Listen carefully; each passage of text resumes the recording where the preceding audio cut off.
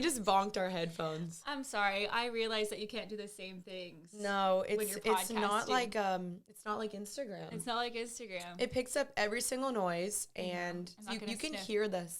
Yeah, your nails clicking. Yeah, the ASMR sounds in the background. Ooh, I love that.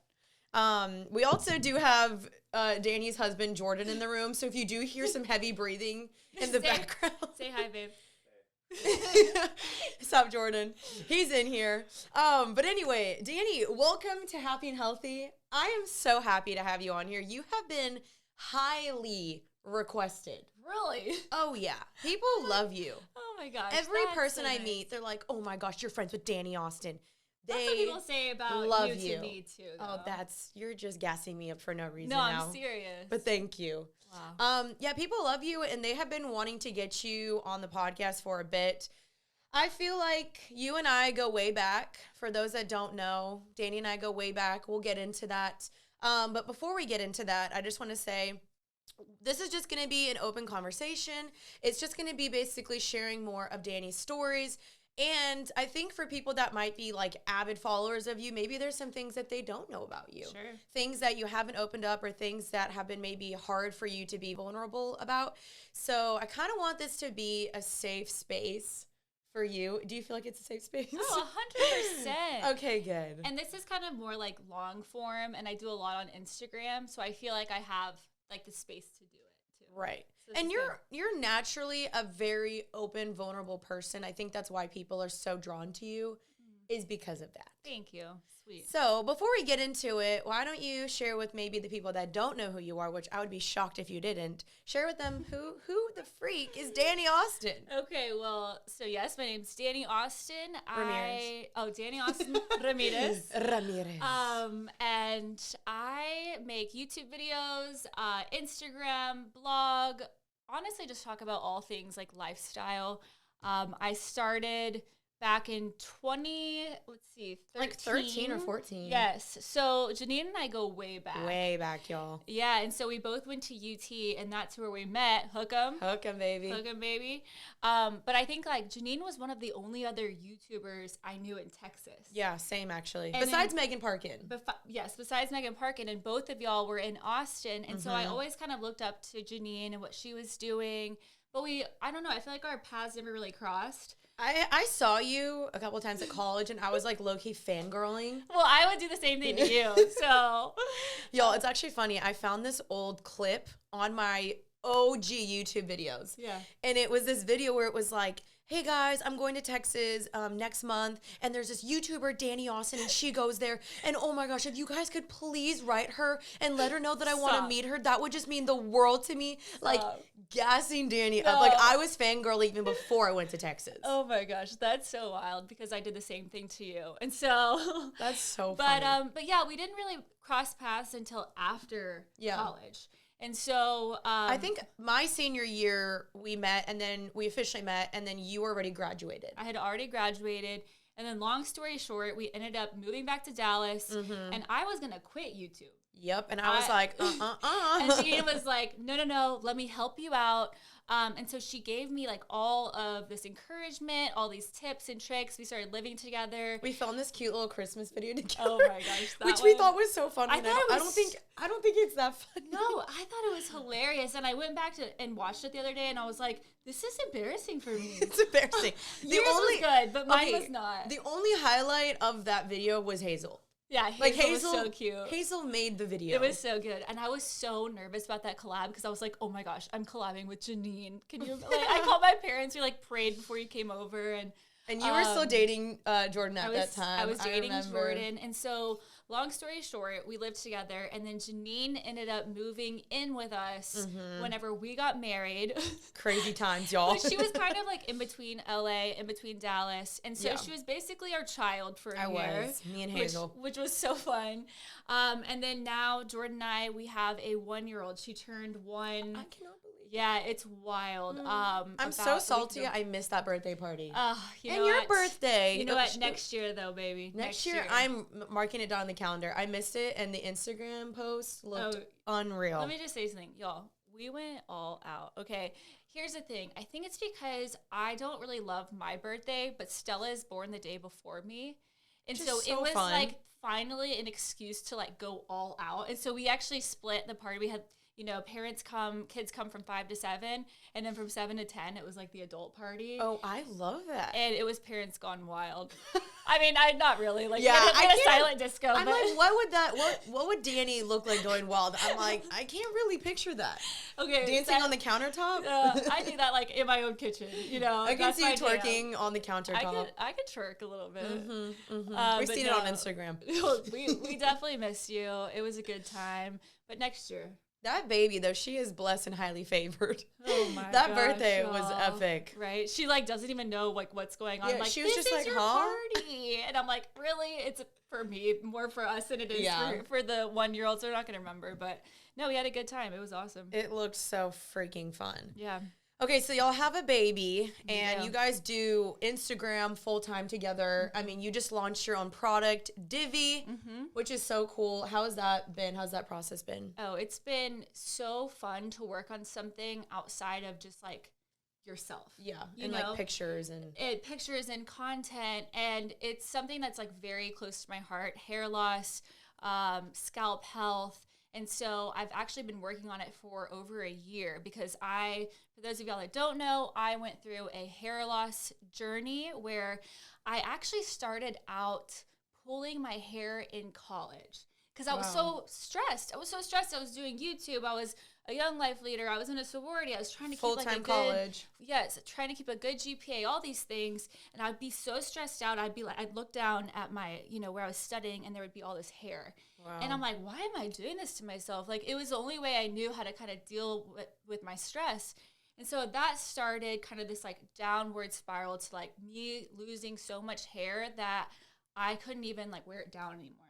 Wow. So I started wearing wigs. I wore a wig for a year, and actually wigs are awesome, and everyone should try out wigs. Yeah, we tried them out at her house one time. It was so fun. They're so fun. And like my husband is the one, Jordan, who was the first one that was like, I'd be sitting there crying, look in the mirror. I don't feel feminine. I don't feel good about myself. My hair's coming out. And Jordan was like, all right, get in the car. We're not crying anymore. We're going to go get you what a a wig. good spouse. Right? Because I'm also He's like, shaking his head no. Well, I'm also like newly married. And, you know, your hair kind of makes you feel feminine. Totally. And there's like a part of me that's like, oh, poor guy. Like, he didn't know like he was going to marry. Yeah, he didn't know what he signed up for. Well, he didn't know what he signed up for. I'm emotional. I'm losing my hair. You know, a lot of times girls feel beautiful because of their hair. Totally. And I'm like, oh, this poor dude.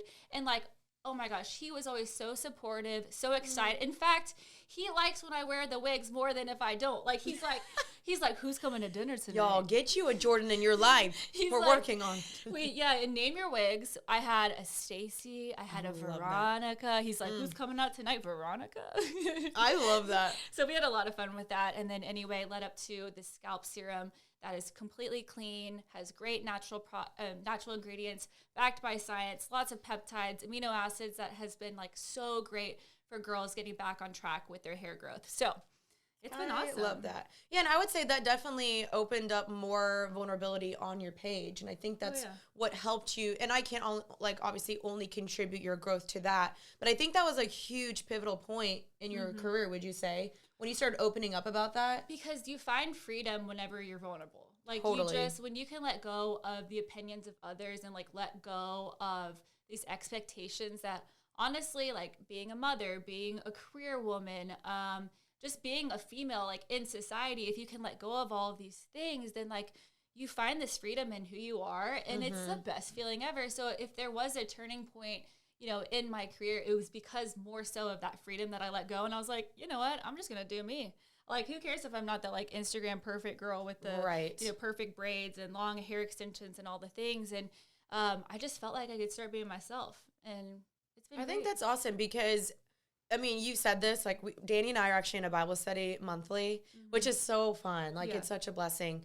And you were talking about how, like, you wake up with your followers. Like, they wake up with you. They see you with the bedhead, with the stanky bread, like, everything.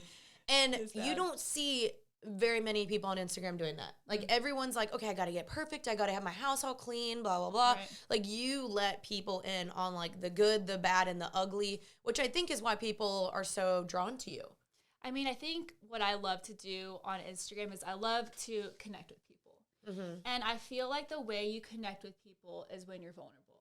You don't really connect with people when you're perfect because like, who wants to hang out with somebody that's perfect all the time? And they can't relate to that in any shape or form. And it's the same thing with your friendships. Like, I've learned through my friendships too. I'll go, you know, one of the first times I ever hung out with Maddie, I was bawling, crying to her and just telling her everything I was going through. And I think that it really connected us like from the very first meet because, you know, we could have gone through 7 coffee dates and just been very surface level, but you're not really going to get anywhere. Fun. Yeah. And so I just felt that I learned that through my personal relationships, and I learned, okay, that's what I want to do on my Instagram too. And, you know, it's not for everyone, but I feel like it really has worked for us, and our family loves it too. They love to be a part of the content. You're cute, I think Mom. I think we all find a lot of purpose in the vulnerability of what we share.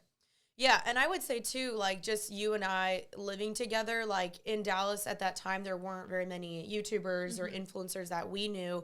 And so I found a lot of times that it was super comforting having you as like a safety blanket for me too, because I couldn't really relate to a lot of people in my struggles because to other people perhaps, and you maybe feel this way, a lot of people were like, why are you complaining about like, that's so stupid, so petty, but everything is relative, to be honest. Like just because you know, we're complaining about it doesn't mean it's like invalid or anything. It's just, it's valid to our jobs and our career. It still hurts. You know, it's like people forget that you're human sometimes. Oh, totally. Whenever you put yourself out there on YouTube or Instagram, and like, I don't know about you, but I'm sensitive.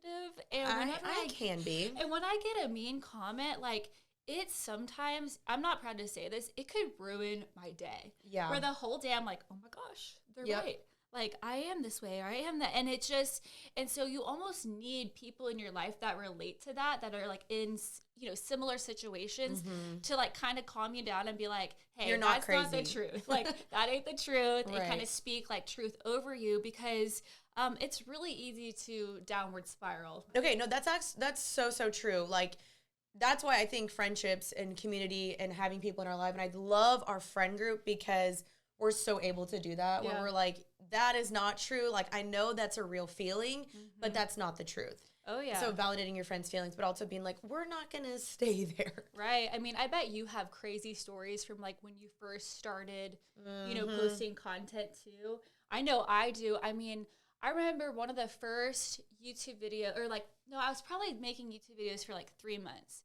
And I did a like St. Patrick's Day makeup tutorial. And I don't know about you, but like I had a younger audience. Oh, same. Yeah. And so, you know, like you're kind of catering to these girls in high school. And so anyway, I was so excited because the video got, you know, featured on BuzzFeed and it had a bunch of views. And then I got a Snapchat because, you know, this is like when Snapchat was throwback. cool. I literally don't remember the last time I've used Snapchat. Right. I know. Same. I don't think I even had it on my phone. But, you know, back then that was like the thing. Yep. And I got a Snapchat, and there was another sorority at UT. It still makes me like feel sick to my stomach. Oh, I hate that. And it's like they would at the end of their meetings watch my videos and make fun of them and like put text over them or like take screenshots of them. And I think that they just probably thought I was, you know, a huge weirdo. Like, right. You know, making YouTube videos at the time was like not normal. So Filming weird. Yourself in your bedroom, you know, with, you know, green sparkly eyeshadow was not exactly the norm. Yeah. And so it's just something that they didn't really understand. But I remember I called my mom and I was bawling. Like, I could not believe, I felt so embarrassed. Like, I was like, am I really that weird? Am I really that strange? But I feel like from that moment, I had to accept, like, hey, I'm going to be different. Like, God called me to be a little different, and that's okay. He called me not to go with the crowd. I'm not doing anything harmful. I'm not doing anything bad. I'm helping a lot of girls in high school, and I feel really confident and really good about this. So I'm just going to go with it. And I almost feel like the times that I've made myself more uncomfortable, and I'm sure you too, that it's like the times that I feel like I'm pursuing like my purpose. Like, I feel like because it hurts a little bit, it's good. You know? I totally get that. And I'm so proud of you for realizing that. And like, it is like literally the worst feeling though, when people play your videos in front of you and they're like mocking you and you're just like, I'm going to delete my entire channel. Like, the amount of times I've wanted to do that, because like guys have made fun of me in high school, same thing. People would play my videos in front of me when I was like didn't want to tell anybody. It was like the most embarrassing feeling. And you're so young and vulnerable and like insecure. So like that doesn't help at all. Right, exactly. And the thing is like, I think that we really have to get past the point of like, we're, caring about what everyone thinks. I think really though, it's all about finding like your community, like your people, like you, or, like you and Maddie, or like our Bible study or our friend group. And I care about what they say, because they have like they know me, they have my best interests at heart. They want to push me closer to the Lord. They know exactly like what my heart needs. And so I'll listen to them, because I'm also not one of those people that's like, no, I'm perfect. I know what I'm doing and I got it all together. I don't know if you know this, Jean, but I'm actually not perfect. Oh, what? I know. I wanted to share that on this podcast. And I actually make a lot of mistakes. Where? Like actually every day. And so I'm actually very open to feedback, but it's just like, I'm going to look towards the people that like really have my best interests at heart for that feedback, and then take it and, decipher what to do with it in a smart way. Did you ever have a hard time when you started your YouTube channel with your parents not approving of it? Oh my gosh, you have no idea. I actually wanted to make an entire podcast about this, how my dad and I had a pretty bad relationship growing up, because he was like, what the literal F are you doing? Like, go get a traditional job. My mom was like, you're going to be a YouTuber? Yeah. Because my mom comes from the background of her whole family are architects, doctors, lawyers. So she was like, you're going to do what? She was like, you need to go get your master's. And my dad was like, if you're going to do this, at least talk about something more important, like than beauty and makeup. And so I fought with my dad a lot about it. Now, because I feel like I'm really walking in my purpose and calling. Now I feel like my parents are so supportive. And they have been for the last probably 4 or 3 years. But growing up, no, it was really rough. It's hard. I mean, especially when here's the thing, your parents, people like that, they're giving you that advice because they love you. And they're looking out for you. When you're young, sometimes you're not mature enough to see that, because you're like, I just want to do what I want to do. And you're like angsty and angry. But now looking back, I'm like, my mom and dad didn't approve of me doing YouTube because it was new to them. They didn't understand. But here's the thing. I remember I got to a point with my mom and I was like, Mom, I like love you. I appreciate your advice more than anything. Like if I go to anyone, it's your advice that I'm going to take. But I'm like, Mom, I'm going to kick myself in the tush if I don't go after this. Like, I have to try it. And I'm like, I listen to you, but I'm like, I just have to, maybe I'm going to fail, but it's something I have to. And she said, okay, well then I'm going to support you. And like, but you still take in people's opinions and like respect them, use it in a healthy way. And so, I don't know, the whole YouTube thing, it ended up, started there. Now it's into Instagram. Now it's into blog. And now we have a brand. And so it's kind of transitioned here and there. But yeah, I just feel like it's all about caring about what the people that matter. Right. And if you think about like Jesus too, like he walked with like his 12, but then he also had his 3. And so those are the people that you're really going to take advice from. They're really going to know the most intimate, deep parts of you. But not everyone gets that access. Yeah. Not everyone gets access to the most intimate things, to all your problems, all your fears. And not everyone gets to speak into your life and give you advice. That's just period. Like that's just on period, because it really is. Like, because sometimes people give you advice and you're like, you don't really have my best interests at heart, so I'm not going to take that advice. And that's also something I had to learn the hard way. Sometimes their comments say more about them and where they're at than it does about you. I've learned that. I've learned that through the comment section on my Instagram. Yeah. Oh my gosh. Okay, speaking of that though, how do you now handle, because your platform, you have 1.2 million followers on Instagram. How do you handle now the criticism and people's opinions? Because there's a lot. There's 1.2 million people watching your life every day, making a judgment and assumptions and accusations at you. How are you handling that now? Well, I try my best. I post it, I look at it, just make sure that it's going okay. And I'll go back and check the comments, like maybe like when I need to, just to make sure. But I try not to like get obsessed with it.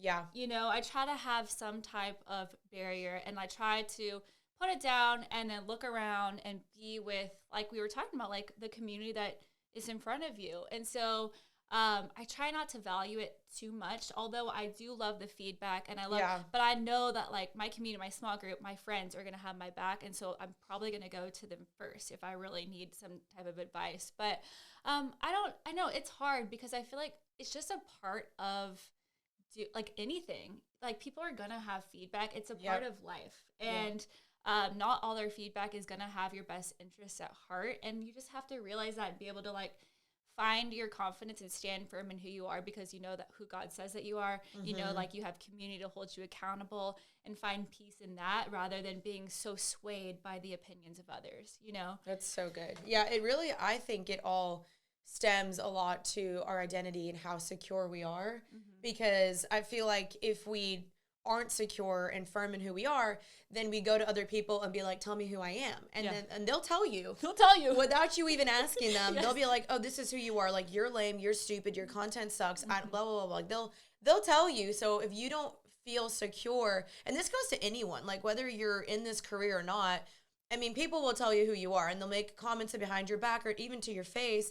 And a lot of ours is just obviously keyboard warriors that will just tell you what they think. And then, I have a good one. Someone told me last week or 2 weeks ago, they said, I can't believe you ever found love. Your eyes are too far apart. I was like, what? Really? I had no idea that had any correlation never even with thought love. That. Wow, so, I didn't either. You know, Jordan, those are the type of comments you have to like. Thank you, Jordan, for still marrying her. And then I went in the mirror and I was like, I thought the distance between my eyes was one of my greatest assets. I think it's normal. I've literally never thought that in my entire life. That's what I said. I was like, money can't buy this distance, no, baby. honey. That's so crazy. It's so random. But who would have the audacity to say that? Oh, Kelly from Arkansas. I'm kidding. We're gonna find you, Kelly. I'm totally teasing. But I do have a question for you. So you were saying that you feel like you're walking in your purpose now on, you know, in life, you know, in your career. How did you find that purpose? Because I don't know if you feel like this, but when I started YouTube, things were just different. And if I have to be totally honest, I think there was a lot about me. Because that's kind of what everybody was doing. Totally. And like, I was like, too. Okay, let's talk about me. And then I think we can both agree that you get to a point where you're like, this isn't fulfilling. Yep. This isn't enough. This isn't my purpose. So how did you find that purpose? And how did you like fulfill that purpose within your career too? Wow, no one ever interviews me back. Oh, I'm sorry. I'm like, oh snap, do I need to prepare? No, that was great, but I'm like, no one ever comes and challenges me. Yeah. Yeah, absolutely. I would definitely say, you probably felt this way, like when you grow up on the internet, it's all about my clothing and my shoes and my life and my story and my problems. And you're right, after a while, you're like, this is so like unsatisfying, it's unfulfilling. And I do think after a while, if your whole world is revolving around you, like you will be left unfulfilled because I just don't think that God wired us to live life like that. True. And so once I started pivoting my once I started pivoting my content into more faith-based and sharing more of my story and my life and my problems and all with it with the intention of helping someone else, that is where I started finding fulfillment because all of a sudden I was getting messages from girls being like, oh my gosh, because of you, I've opened up the Bible again. Because of you, I ended that relationship. Because of you, I'm more confident. I'm more fulfilled. Thank you so much for sharing, your faith and your problems. And like, it helps girls feel less alone. And so then I was like, oh my gosh, this is so much more fulfilling. And you get this, like we both post fashion and beauty and we want to share a good deal or a good sale or whatever. But I think if your overarching message is always to help someone to give back, which y'all do amazing at, and to always have the goal of like, how can this help someone? It is 20 billion times more fulfilling. And I think if I kept only consistently making it about me, I probably would have quit. Yeah. Because after a while, it is so fleeting and draining. And you're like, oh my gosh, like I'm the foundation and the platform of this. Like, ew. Yeah, this is what I built. It's all about me. All about me. And I so relate to that. It gets so old. It does. And I think that a lot of people start their platform out like that. And then it sometimes is tough to transition because you're like, I've been talking about sales and deals and all of this for so long. And that's kind of what people want. But like what my spirit really needs is to talk about more. Totally. And it can be really tough. I think a lot of people probably struggle with this in their everyday, like not just even people, with any type of first of all, we're all influencers. I always say that. That's we a all good point. influence people. And I feel like even the people that have, jobs where they're working directly with maybe 12 people on their team, like that is so valuable because you're up close and, and personal with people every single day. But I think that what you really did super well when you started to, quote, like walk in your purpose is you took what you were really good at, which I think you're really good. I always was like, you need to have your own TV show. Like, you're really good at talking on camera, and like, you don't need a lot of preparation. I have to practice whenever I go on stage for like literally 3 weeks because I'm not really good at like off the cuff or anything. And you're always so good at that, have a great camera presence, really easy to talk to. So you merged that with your mission, which you want to know God, and we want people to know God too. Yeah. And so you merged the two, and then you like became really passionate about it. And that's just like a formula for success in finding your purpose within your career too. Or that's your so true.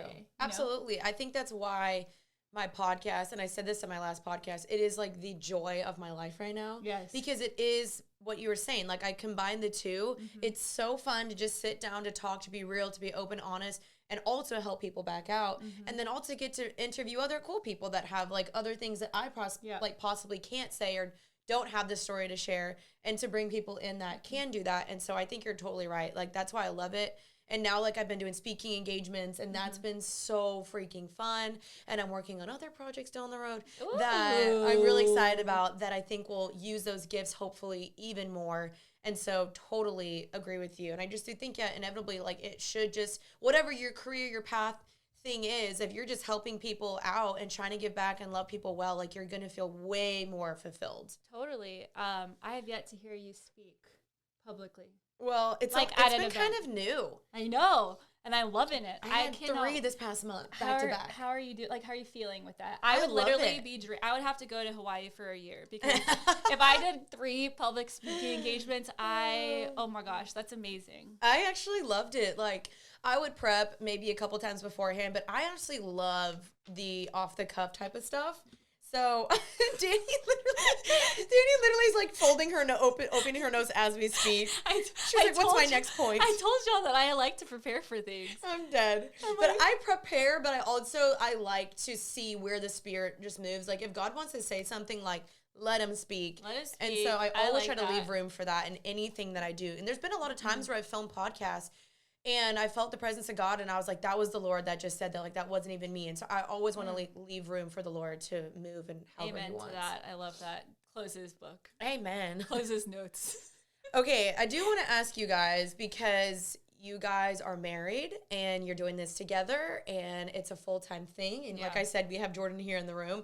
How do you guys find a balance in prioritizing your marriage and keeping it healthy when you guys are working together and living together and doing everything together? It's taken a lot of practice, I would say.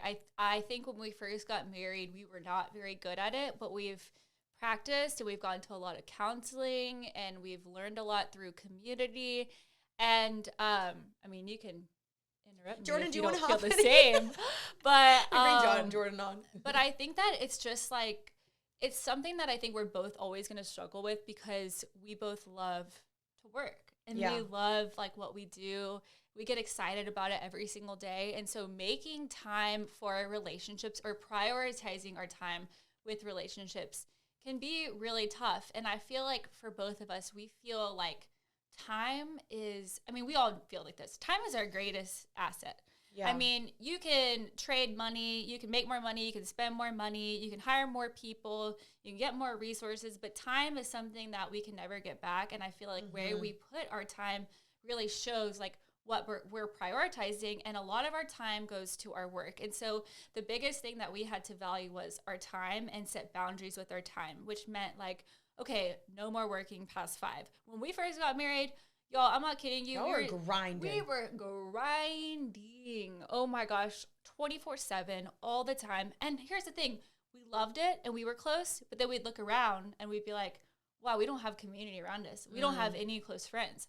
We don't have talked to our parents in forever. Wow. And so we felt really alone, both of us. And so we were like, some changes have to be made. And so setting those boundaries, no business in the bedroom, put your phone down after 5. Don't go up and, check all your DMs and check all your comments because, that might honestly, a lot of that takes energy away from us. Where like, if I go to the comment section of my Instagram after 5, I see a mean one, well, then I'm not a very good wife for the rest of the night because I'm upset and I'm sad. And so learning those boundaries really took a lot of time for us, but I feel like it's something that we've gotten better at, and honestly, we're still working at it. We communicate a lot about it. We had another talk yesterday, actually, where we sat down and we were like, okay, this is what we need to work on with our time, or this is how you make me feel whenever I say this, or like, this is what we need to be communicating better. And so I really think it's all about, you know, those boundaries. Like Maddie Pruitt in her book talks about, is your non-negotiable schedule. So good. So I was like I was so bad at spending time with my friends, like because I was always wanting to work or whatever it was. And so like Thursday mornings, I go on a run with our friend Ellie, or, you know, we were doing like our weekly dinners, like with our girls, or we have our to do Bibles. that again. Yeah. And like, you know, just building these things in my schedule, like they do not go anywhere. Like even planning trips around them. Like you're non-negotiable that like, it does not matter at all. Like I am going to this. That really helped a lot. And then communicating to my friends and being like, hey, so I really want to be better about being a better friend to you, but I'm not very good at it. Can you help me? Like, because I think when people know what you struggle with, then they're going to be like, oh, well, let me help you out. Let me hold you accountable. Let me like help you get there. And so that's good. Oh, but man, it's a progress, you know? And I love that you guys mentioned even just counseling. Like, I just think a lot of people are so scared to admit. Like, we go to counseling, and I'm like, I think that's, like, so natural and normal. Well, I used to. In LA, I went for, like, over a year straight. It was the healthiest thing I ever did. And I think in marriage, like, whenever I get married again, like, I don't want that to ever be off the table. Because I think a lot of couples are like, absolutely not. If we get counseling, that means we're broken. It's like, no, that's just, like, healthy to do for your marriage. Jordan laughs at me because every time I go to counseling, I'm like, oh, this is such a waste of time. I don't know what I'm going to talk about. I literally have nothing to talk about. And then I leave and he like picks me up, or like we go to lunch after, and I'm like, well, I'm a new woman. I'm like, oh my gosh, I know what I'm going to do with my life. You want to renew our vows, babe? Yeah.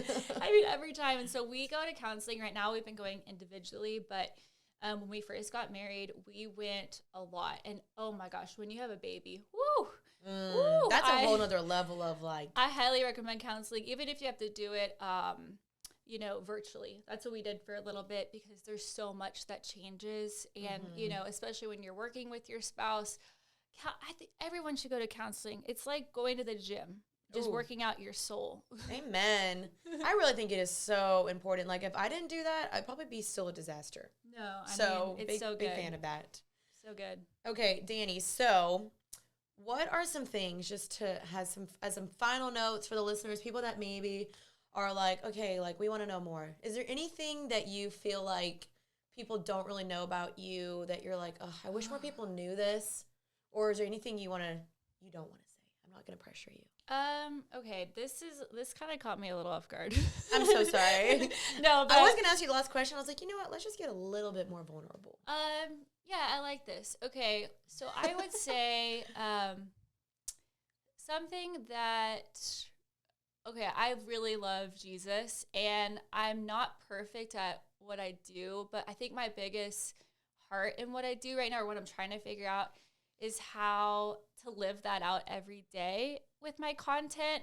And I feel like a lot of times you can go online and see a lot of resources. You can read a lot, or you know, you can hear people speak about it. But sometimes I wonder, what does that look like? Like, what does that actually look like day to day? And that's kind of like my mission on Instagram and with like sharing our family. A lot of times I feel like people are like, why are you so sharing everything? And I'm like, that's a sacrifice that I'm willing to take if people can like see how we live our lives and see like how we have joy because of like, you know, the grace that God gives us, or like how God has shown up in our lives. And so that's just like ultimately what I'm working on. I'm not perfect at it either. And I think like right now this is kind of like a little random, but like a big, what I like to live by these days is just be someone different. I'm getting that painted on like a mural in my wall in my house right now. Because I truly feel like God called me to be different. And I feel like a lot of times that's put me in a really lonely, hard place where I've cried and I just feel, I feel like a weirdo, or I feel like an outcast, or I feel like I don't fit in with all the other girls. And I feel like at the end of the day, I go back to like this piece that God called me to be different. He didn't call me to like follow the crowd and to be someone different, because that's like something beautiful. And so I don't know. Those are two things that I feel really passionate about, that I'm trying to figure out in my content. Not totally there yet, and I don't know if I'll ever be perfect at it, but through community, through scripture, through family, through conversations with my husband, like that's what we're working on. I love that. I love the being different. I'm a huge proponent of that as well. I talk about that a lot in my podcast, about how we're not meant to fit in. It's okay if you look different, embrace it. Like if you fit in, then you might be doing something wrong, because we're not supposed to fit in. Like God doesn't call us just to look like everyone else. We're supposed to be in the world, but not of the world. And so I think that's awesome. And I think also like sometimes your greatest weaknesses become your greatest strength. And so that weakness of you thinking like, I don't fit in and no one likes me. And like, I felt that way all of growing up as well, especially at UT. Now, in the end, that, you know, that now is what helps me relate to girls. It helps me, you know, help those girls that do feel like I'm not loved, I'm not pretty enough, or I don't like my skin color, whatever it might be. I help them be like, no, embrace it. Like God does not make mistakes, and he's going to use that for a purpose and for a mission one day. And so be okay to not feel like you totally fit in. And I think that's so cool that you Amen to embrace that. That was good. That's good stuff. Thanks, right Dani. there. Well, thank you for coming on the podcast. Thank you for having me. This is awesome. Pleasure. This is fun. It is fun. Isn't it fun just to sit down and talk? I kind of just want to beatbox now. Yeah. Okay, let's do it. Wiggle, wiggle, wiggle. This is cool. No, maybe I'll start a podcast one day. Just kidding. I could never. I really think like you and Jordan would do so well at that. I'm just saying. I don't know. I'm just saying. Maybe we need to bring Jordan on. Get the real tea of what it's like being an influencer husband. Y'all, Jordan would kill it. You totally should. I think he wants to. He's shaking his head He's no. like, I think he's really like, wants to. Because Jordan, I mean, I guess now I'm interviewing him. So Jordan, tell me. Because you do a lot of the behind the scenes stuff. Yeah. She said yeah. Yeah. So maybe one day we'll get Jordan on so we can really get the real tea. It'd be good. It'd be good. You totally should. Okay. You guys comment below if you want Jordan on here. We can, and then next Stella when she's older. Yeah, so I was like, but anyway, Dani, you're the best. It was so fun having you on. I love you as well. Dani, she really we bopped our headphones again. But Dani is a real one. I would not have her on here if I didn't fully believe in her and just who Dani and Jordan are behind the scenes. They're the real deal.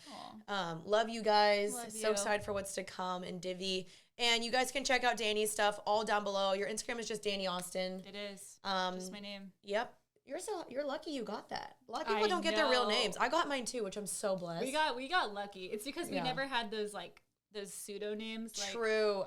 Actually, I did Janine Girl 94. I'm really embarrassed about it. I'm really embarrassed. Okay. But no one has the name Janine Amapola. Literally no one in the entire universe. Well, maybe I'm wrong. Someone else had Dani Austin, so I was Dani Austin 2 for a long time. Oh, yeah, you were. And then I finally got Dani Austin, so. We love that. That was fun. Yay.